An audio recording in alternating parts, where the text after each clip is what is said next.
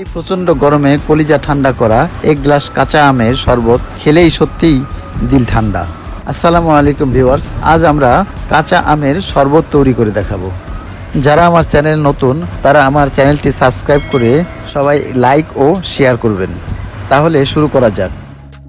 আমরা কাঁচা আমের শরবত তৈরি করার জন্য 3টি কাঁচা আম নিয়েছি। আমগুলো এখন আমরা ছিলে নেব।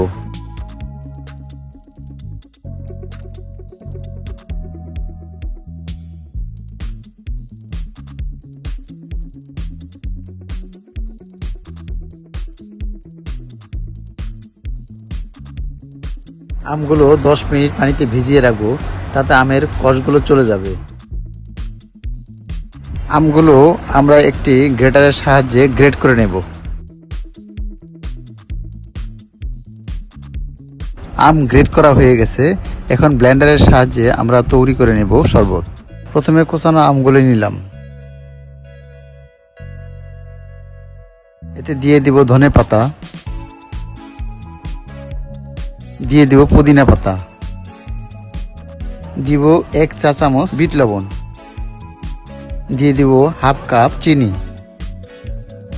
দিয়ে দিব 2টি কাঁচা মরিচ। পরিমাণ মতো ঠান্ডা পানি দিয়ে ব্লেন্ড করে নেব।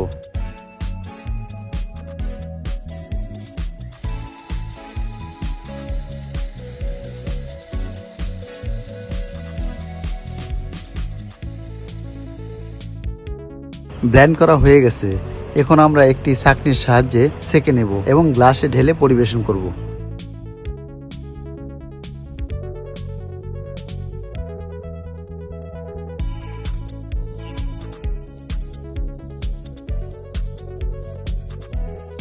এর মধ্যে ঠান্ডা পানি মিশিয়ে গ্লাসে বরফ কুচি দিয়ে ঢেলে পরিবেশন করব।